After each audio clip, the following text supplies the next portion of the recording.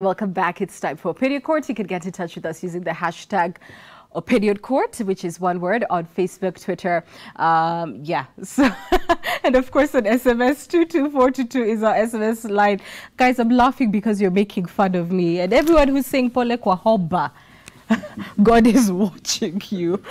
In studio with me tonight, Mark Bichachi. You know him from many shows. He's a communication strategist. Next to him is Edward Kisiagani, who is our resident political analyst. And to my left, we haven't seen him in a while since the elections, but welcome back, Dr. Sam Kamau, who is a political analyst. So everyone, you're welcome to the program. Thank you. First, I think we have to start by condoling with the families who have lost their loved ones in this tragic Abadeer crash. Our hearts go out to you from the show. What would you like to say to them, Mark? Tough times, and we must congratulate the authorities for having found the wreckage quickly enough. Condolences to the family. And what can we do? That's the airline industry. It's tricky, it's a risk, but congratulations to Kenya. We've got an excellent record as far as aviation is concerned, and we must commend the authorities for continuing to keep a stellar record and finding these people as quickly as possible. Yeah, Prof? Pole sana. Yeah. Because there is no word that can describe the grief. Within seconds of meeting somebody at the airport, you hear minutes later that that person is dead.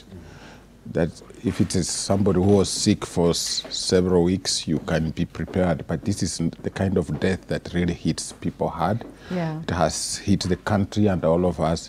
The only thing I can say, all my thoughts and prayers go out for the families affected. Pole sana. Absolutely, Sam. Yeah, my condolences to the family. It's an accident on Saturday evening, Friday evening. I lost a friend after just parting ways, you know, a couple of minutes earlier through an accident. Pole. On this particular, and I think I would also want to commend, I think, the authority in terms of keeping the public and the family informed over the process. I think that communication is important in terms of helping to alleviate the anxiety around this, but pole sana for those who have been affected. Absolutely. Yeah.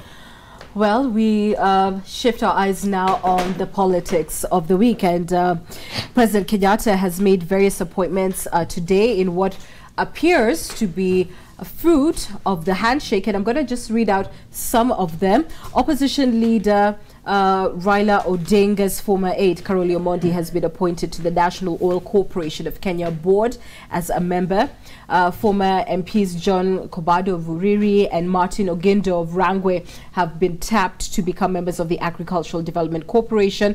Other new appointees include former Baringo Governor Benjamin Cheboy, who is now the non-executive chair of the Agricultural Development Corporation, Suleiman Shahbal, who lost to Hassan Joho in the Mombasa gubernatorial race, appointed the chairperson of the board in the Kenya Trade Network. Former Isiolo Governor Doyo Godana has been tapped to head the board of the Eldoret-based Boy Teaching and Referral Hospital. Public policy expert Dr. Washington Makodingo, who you'll know from many Opinion Court shows, has been appointed to the Kenya Investment Authority as a member, and of course our very own Kadzidena as Deputy State House spokesperson. And congratulations to the latter two who've been colleagues and friends of the show. But let's interrogate now, if you like, the top tier of these appointments. What do you make of Karoli's appointment, and what does that tell us about the handshake? The argument has always been that Uhuru's handshake with Raila was cosmetic and it was for play. But it's interesting that, number one, whereas there's been no significant position in Kenya for Raila Odinga, but you can see that the handshake is extending towards people who were otherwise considered enemies of the state. And now we are seeing that the president was serious in saying that Babu Owino was his friend now. And that is important as a sign to the nation to understand that there's no two sides to government anymore. There's no two sides to the cake, that the cake does not just belong to Jubilee, and the president is magnanimous enough to extend that to his people who were erstwhile considered enemies and things like that. And that's very important for the nation to see. However, it's very interesting to me to see that it is not an overboard thing. So we did not see 20 people from the ODM rank and file being appointed into certain offices. It was just enough sprinkling of the cake to see that there is some icing on it. It's not a plain cake. And that's very important, because the president has to manage the image and the communication around his handshake very carefully, so that it does not seem to be political expediency, but remains to be seen as an effort to unite the country. But Dr. Kabau, does this move tell us that inclusion in government was a key issue in that handshake? Well, to start with, maybe when you say 3 out of more than 100 appointments, I can't say that is exactly a very big thing, but definitely a positive sign. For me, I'm looking at the, the whole thing maybe from a bigger picture in terms of, the appointments, because that is just one, one aspect of looking at it. But in terms of the other people now who have been, brought into these, of course, the refrain is these are, people who are being rewarded, having supported the campaigns or Jubilee, maybe having lost. Right. I would look at it that way. But the other thing is, and I think it's a question that we have to keep asking ourselves in terms of matching, I mean, these rewards, is it exactly what the country would need in terms of matching people with the right skills and the right positions, or do you just reward for the sake of rewarding? I understand the president could be beholden to certain people who supported him, and of course it's a good thing to try and reward, but I think it's also important to go beyond that and see what is good and what would bring value to Kenyans if they hold these specific positions. And the last thing, of course, is what we keep saying about recycling people. At least we have seen a couple of some positive additions. I'm happy for Odinga, Washington, and the early appointments of Kanzedena and all that. But I think there are also some names that it's almost tiring, because these are the people we have seen over and over again in public service. Perhaps it would also be good. Who are you tired of seeing? Just some names, I think. You can come plead on opinion court.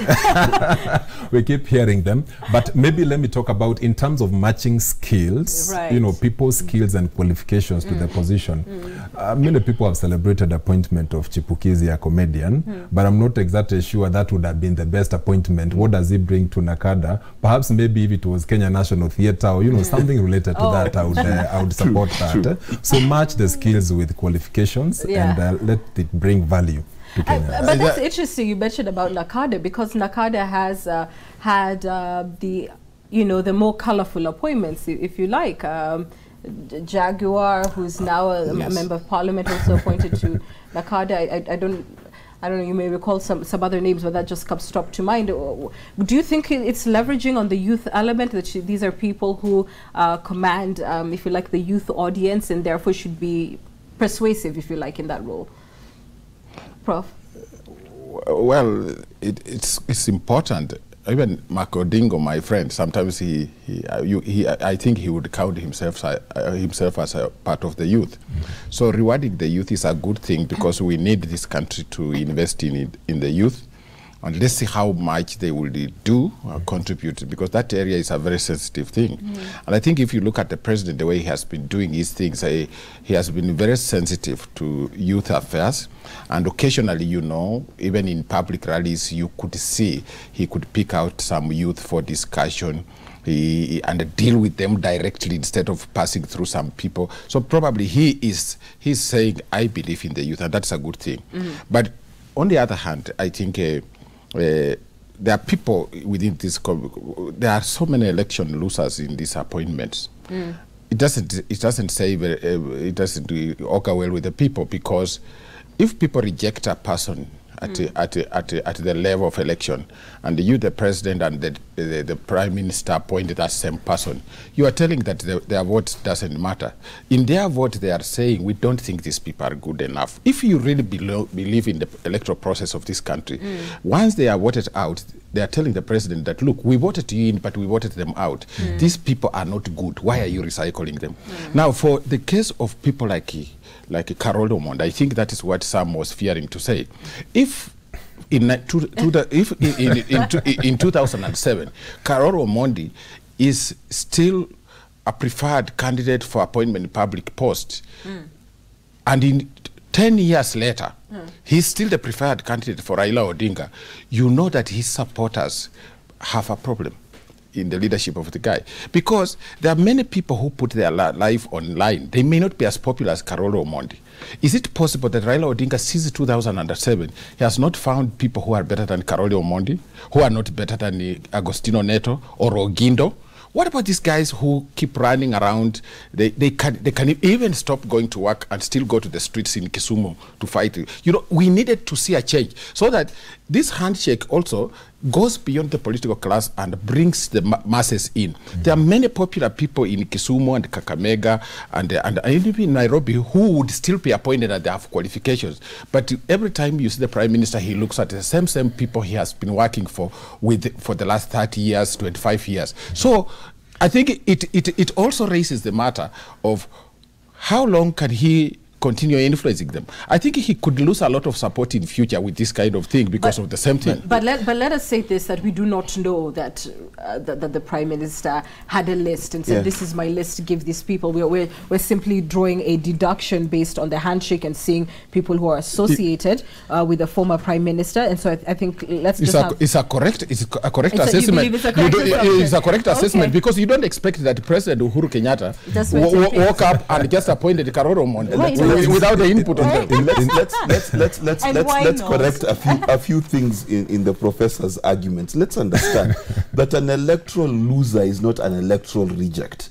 Because if this person came number 2, then you're very sure whether it's 10,000 people or 100,000 people thought that this person can actually lead. So electoral loss is not electoral rejection. Let's understand. So that. Who speaks the voices? You wait, Vijachi, you are very impatient. Who speaks the voices of the people who are shot dead in Kisumu? Is it Karolo Omondi? No, listen, I've not gone to electoral losers yet, to Karolo Omondi's case yet. No, is one of them, or Agostino Neto? I'm still dealing with the people who ran for governor and lost. You see, if you apply for a job in Farm A as an accountant, it does not mean because Farm A rejected you, Prof, that you cannot never apply for an accountant job ever again. Let's be very clear. Losing an election is not a form of disability that makes you incapable of holding. No, it shows there is no dispute. There is a shortage.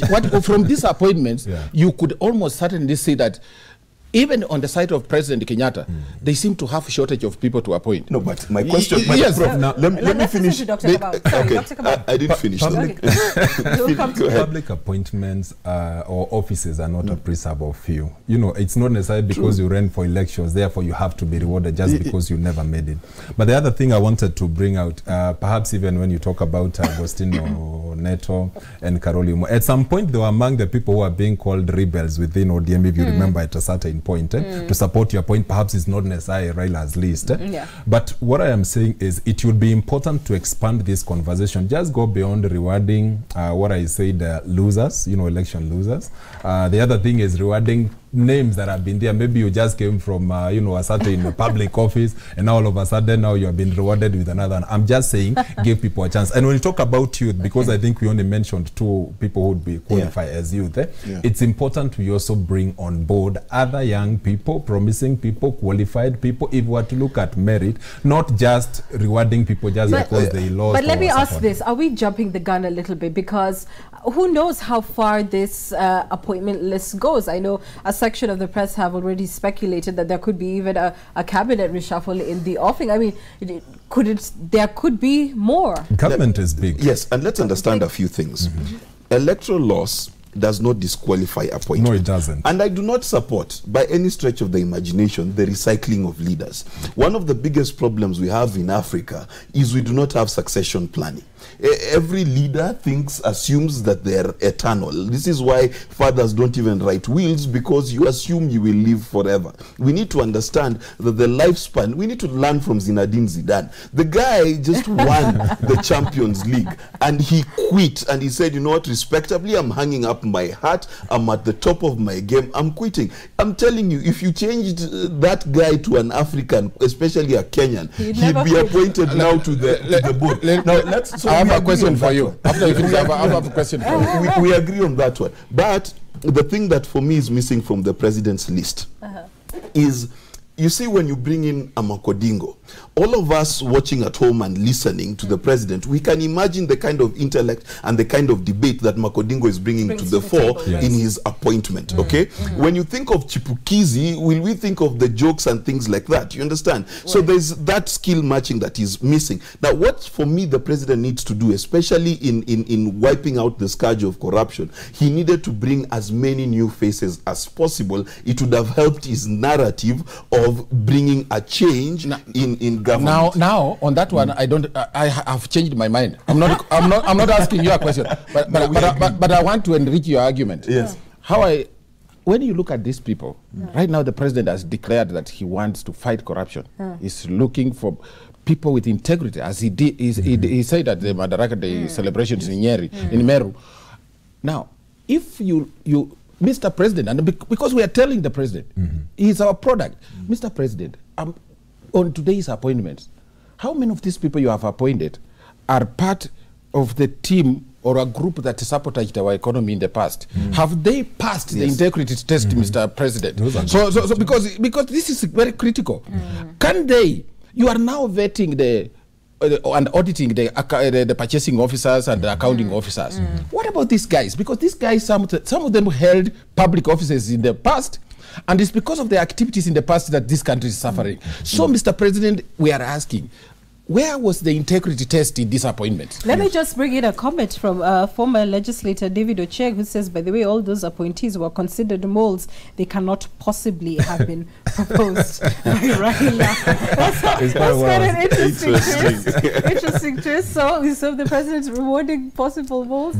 Let's not go there. Yes, I wanted to add something to this conversation. We have been doing this in the past. We saw actually even after the previous elections, there are a number of, let me call them losers, who are appointed into government. Tell me one person who has made significant difference after having been appointed to these, state corporations. Then we can say that there is some justification in appointing these people. The point I'm making is some of these people have been appointed to even some state corporations that are currently under investigation for graft. Yes. And I support Prof.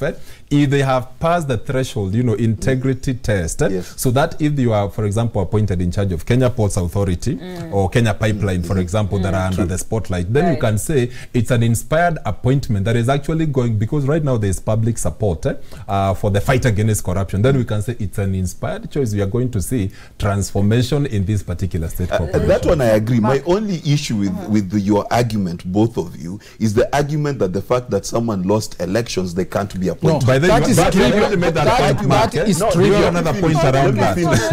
However, I agree with you guys fully that the track record of these people must be brought to the fore, which is why my argument is what is missing significantly from the president's list is fresh blood. If you're going to change the culture of a country, you must change the face of its leadership, whether it is in the smallest parastatals such as the Nyayo T-zones or the biggest one in terms of the Teachers Commission. You need to be able to make sure that the people you're bringing in have that kind of reputation that when they're seen in that office, we know this is no nonsense, this is integrity, this is a transformation in the institution. Chapter 6 okay, fair enough. He agrees on your side. Hold your thoughts. So we've also seen the former Prime Minister in South Sudan, and various press reports, if you like, indicate he may be interested in driving some kind of mediation process there. Do you think that he would do that purely of his own initiative, or would that have some kind of backing from President Kenyatta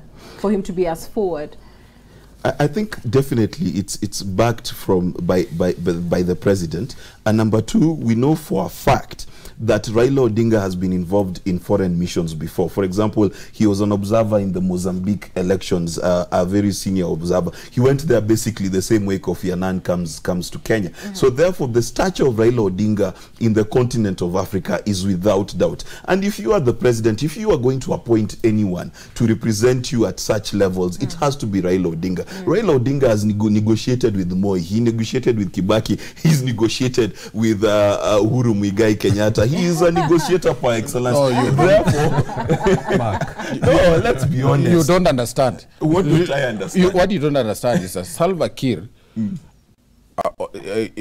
became a Luo leader in Kisumu in the presence of Raila. So I wonder what kind of negotiation he's going to make when he supervised over the coronation of Salva Kiir, who argued his Luo, and by historical reasons, actually, he's Luo. And so Raila is already biased in that. He can no, I'm telling you history. You don't argue. This is correct. He's a professor of history. Yes, the point I'm making is this. While he can be useful in negotiations in other places, he cannot succeed in South Sudan because he already has an ethnic bias. I would want to look at it slightly different. By the way, Raila is quite respected across Africa. Yes. I think the few times I've traveled outside Kenya within Africa, people are always interested asking about Raila Odinga. Yes. A respected statesman in that sense, and I think has made an important contribution.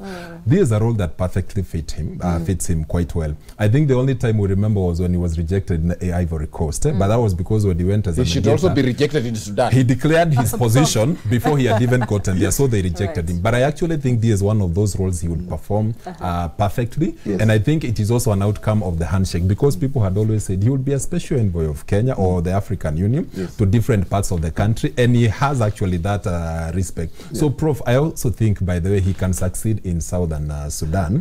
The fact that both sides are willing to meet him, and in fact he has already initiated that, I think there will be a positive. I am actually hopeful. Guys, let's not flog the horse. No, Anne. You can't put me off in this one. You know, Anne, remember, Henry Kissinger in the 1970s posed as a mediator between Israel and Egypt. And when he did that, later stories, the memos of Henry Kissinger and what he did as foreign minister in the United States, it was discovered he was more pro-Israel than pro-Arab because he's a Jew. So if you ignore these facts, those who don't respect history will never respect it. I'm not questioning the power of the capacity of the former prime minister, but for Sudan, he has vested interest.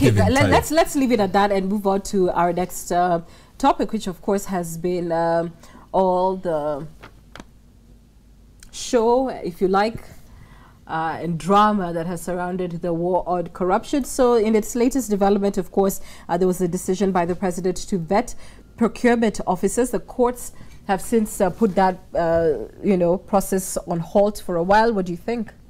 I think the courts, in as much as they're following whatever jurisprudence they may have, I think they're mistaken, and they're on this one, they're on the wrong side of the corruption fight. Because let's understand, every form of corruption that has happened in this country has either happened by the omission or the commission of a procurement manager somewhere. There is no procurement by Kenyan law that is done without the hand of the procurement manager approving that procurement. Therefore, corruption sits firmly at the feet of every procurement manager in government for as long as the law was passed. So we need to be clear that if you're going to fight corruption, you've got to take extraordinary moves, and that's what the president is doing. Some of the critics of this move have said, but does it mean that their deputies are immune to corruption? No, but the deputies will also be vetted. You've got to start somewhere. The president could not have removed every procurement person out of office, but you've got to start with the person who's principally in charge. And you can say that they're innocent, but let's look at the scale of corruption in this country. A third of our budget is lost to corruption year on year by our own admission, meaning that at least a third of the procurement officers have been complicit or competent in corruption themselves. They've participated in it, and therefore we must take the position that there needs to be a purge. And I keep telling people, if you're going to fight any war, there will be collateral damage. The collateral damage is that there are some procurement officers that have been absolutely innocent. But my problem with them is this, that if you are innocent, what have you done to stop corruption? The reality of the matter is the president has to take radical steps, because the kiddie gloves that we've tried to handle corruption over the years have not worked. The only way to do it is take off the gloves, fight a bare knuckles fight, and the judges, by the way, need to rule on the side of the president, because for once the public opinion and the public will is on that side. Dr. Kabau, let's just take a look at this, and I hope we can put it up for you. This is by Joka Waita, of course, who is the president's point man, if you like, in delivery, and also deputy head of the public service. And he says, I beg your pardon, excuse me for sniffling, there are many great and conscientious judges in our judiciary.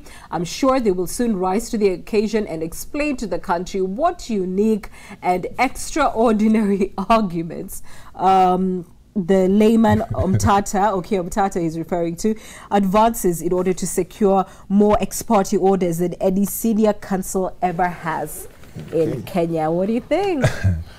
I think it's interesting. One of the things is the fact that, and I think that is the last thing Mark said, that the public mood, at the moment, captures something that is very important. The war against corruption has the support of the public, and I think for the first time we have seen some different type of action, because we've always tended to talk about people stepping aside, but I think to facilitate this process and this fight against corruption, we have had stories of money being carried in gunny bags. And I think the people in the system, because when you just go for the big people, the CSs and the PSs, and they step aside, and you leave the people who facilitate this process. So I actually support the decision, so that if the procurement officers and the accounting officers within the ministries, if they can also be made to account in the future, they'll be afraid, not agree to be used. The other thing I want to say is that we are actually protecting the future. In fact, perhaps money may already have been lost, as we talk. But when you talk about the future, when even the small people see there are consequences to actually participating or being used by people, to carry gun bags, because we know these people we are saying they are the small fish. They are other big players. Now, coming to the issue of the judiciary, even the Chief Justice said the judiciary must not be left behind in the fight against corruption. So they must also balance, as they also balance, those personal rights and interests. They must also look at the public interest, and I think that is what Nzioka Waita is trying to capture in this particular. And I think on this one, the judiciary or this particular judge could be on the wrong side. Did he have a point, or is corruption fighting back and finding refuge in the courts? You have seen some lawyers have, very senior lawyers in this country have made some pronouncements questioning what the president is doing, and so it is true. You know what? There are so many people who are rich in this country, but they have stolen. They are thieves. That goes without saying. Right. So they could look for all sorts of means. We must have a lifestyle audit for very many people. And so they are fighting back. They could be using one judge or so. I don't think I can say this is the judiciary as a whole. I think there are people in the judiciary who don't understand. What the president is doing, he has not sacked anybody. He has just said, go home, and I want you to pass the test and come back. He has not said he has sacked. So if he had sacked, then you will say that is procedural. But under his leadership, as the chief executive of this country, he can take measures like those ones. Please, it's not bad. If your boss asks you to go through some vetting so that they confirm whether you are okay or not, how unlawful is that? And then there are also national values. Yes. I think the judges should also know that we are not just practicing law for law's sake. Law must serve some certain public good. And the public good here is our national values. Corruption has destroyed our country. So if you are a judge, you must know that you probably suffered one time in your life because of corruption. So what you do is that you tell these people, you still have your jobs. Go and be vetted and go back. If you are clean, you're okay. The other thing is a sideshow, and I don't think that this is good. This is not good encouragement to the president. We have been crying over this. In fact, most of us have been looking for this opportunity. The judge should never have been persuaded to grant this, because this is frustrating. And while this injunction is on, people will change money. They will come up with some strategies to see how to escape the net. The president had put in place certain things which would be done over the week. Now, they have enough time to transfer their assets, to change the name, the ownership of things. By the time now the courts say, this judge didn't do the right thing, now we can do it right, we shall have lost a lot of money and a lot of information. So that judge has erred, and I think he has not done very well. Bwana Judge, if you are listening, you have committed crime against the people of Kenya. And one of the key things that we must understand in this fight of corruption is this: that the wicked run when no one giveth chase. In other words, if my boss today tells me, by the way, Mark, I'd like to vet you to see whether you've ever stolen from me. I have no reason to go to court because I've never stolen. You understand? The innocent mind does not procure protection when they've not done anything wrong. So we must understand. But the reality of the matter is this. I would very much rather that the president fired all these people. And yes, I said fired. Right. For the very simple reason. If today we hired a watchman, and this watchman was unable to protect us in the night, would they still have a job in the morning? So if they did not participate in corruption, then they oversaw a system that facilitated corruption, meaning at the very least they are stupid and incompetent. And if that is the reality, then they should go home and let them take us to court. Do you know how much we will pay maximum? We will pay 20 million shillings. 20 million shillings versus supervising the loss of 10 billion. Let's lose 20 million and lose these civil servants and still maintain the integrity of our country. 20 million versus 10 billion is not even a tithe of what we would have saved. You've called it a betrayal. Yes, it's a fact that actually the fight against corruption has been frustrated in the courts. Yes. And I think we have seen over and over, the suspects know, especially the rich, you steal enough, make sure you steal enough to pay the smartest and the best of lawyers and keep the process going on. The kind of injunctions you get that, you know, people rush to get anticipatory bails. And we even saw actually in the case of the NYS suspects. This is something that has been going on and on. But recently there is something the Deputy Chief Justice said, that they know that the tactics that are used even by lawyers and raising these technicalities to frustrate this process, and indicated that they have also read the public mood and are willing, for the first time, we come together and deal with these menace, because we all agree that corruption is actually a national disaster. And the fact that there are NYS1 suspects, you know, were let off the hook through, you know, the different agencies, either not doing their part, presenting insufficient evidence and all that. I think there was a positive sign from the Chief Justice, the Deputy Chief Justice, but this particular ruling yesterday gave, you know, sent the wrong signal, because I think the public was mobilized. I think the different agencies were coming together, and EACC, although I do not support them, especially at the moment, they also said that they have taken or attempted to take many cases forward, but there have been frustrations coming from the court, especially hampering their investigations into this particular. And if the president was to look at this very critically, one of the things they would do, and I think the JSC is also in problems, maybe it is not fully constituted, but if it was fully constituted, looking at the mood, the public mood, and then looking at what the judge did, he should appear for disciplinary action. We must also look at corruption within the judiciary. The judiciary should also be probed. Some of the judges, you can't do what he has done. But that ruling was out of order. Prof, let's remember but that it's very recent. Still innocent until proven. No, we are not talking about innocent. He has just subverted. Nobody has accused the accounting officers and auditors. Nobody's telling you that they are bad people, they have stolen. We are just saying, I mean, those employees have rights. No, they have rights. And let's start here. If the owner of this studio came and all his camera equipment was stolen, and you were in studio, would you stand suspended? I would never have been in studio. Let me give another example. There was a time in this country where we vetted police officers, where we found out a police officer who had 12 million in his account, because the last 20 years since he's been employed, he has never taken his salary. Where the question now began to be asked, where do you get your money? This is what vetting does. It exposes people. And let's understand one thing.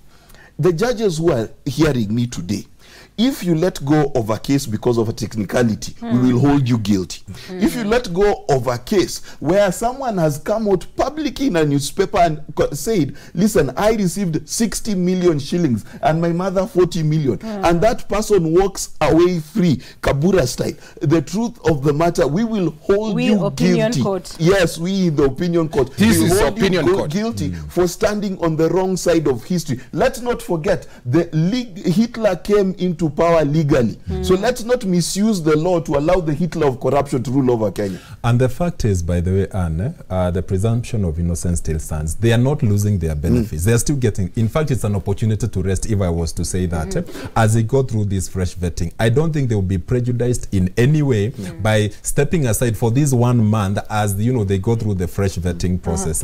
I think we need to give that process a chance, because like I said, after we have been publicly mobilized to support this fight, the public, by the way, the Kenyan public, they like seeing blood. And for the first time, we have actually seen blood in the fight against corruption. On this one, I think the judge should actually reconsider his position, and I think the public, they will continue actually feeling the heat from the public. The last thing I would want to say in regard to this, there are also some lawyers who are also known, you know, they are always the quickest and the loudest to defend, you know, those who have been accused of corruption. Well, it is within their right. I think even on this particular, and we'll shine the spotlight on them. Yeah. Prof, final comment. Yes, I think the bottom line is that this war is the war of the republic. This is not the president's war.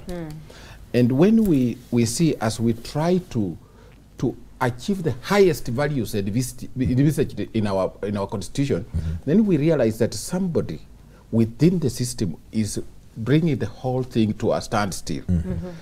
We must treat that as an enemy in our republic.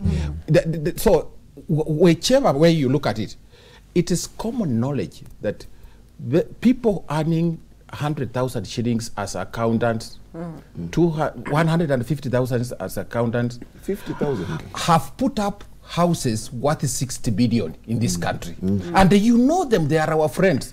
So is this judge alive to this country? If we just want to establish, how did you raise the 60 billion to build that kind of house? Is that wrong, Mr. Judge, to ask? Or a former Nairobi County executive who was earning 80,000 but had 100 million. 100 million. Yes. Mr. Judge, is it wrong for us to ask that? And if the Chief Justice Maraga is listening, call a meeting on Monday and ask this judge, what does he think we are thinking? You know, we are sick. Yes. This sickness must come to an end. We need a doctor. This doctor should give us jobs indiscriminately. These judges, police officers, government executives who want to stop the process that the president has started, we must give them a categorical tag that they are the enemies of the republic. We declare them our enemies, and we deal with the enemies, and they should be isolated. Wow, enemies of the republic, what a note to end opinion court on. But we just want to bring you some live pictures that are coming to us right now from the Lee Funeral Home, which is set to receive the bodies of those who perished upon aboard that aircraft that crashed into the Abadeers.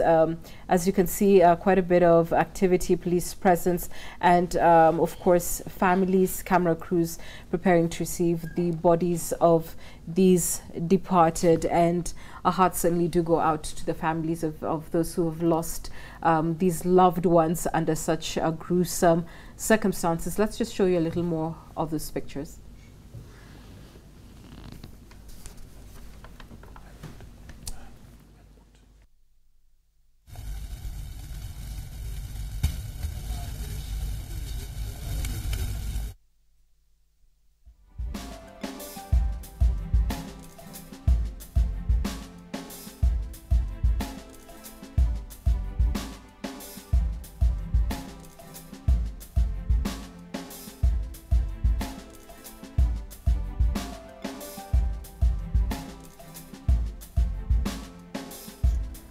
Yeah, difficult moments for those families, and we remember them here on Opinion Court. We want to thank you for being with us tonight, and thank you for bearing with me.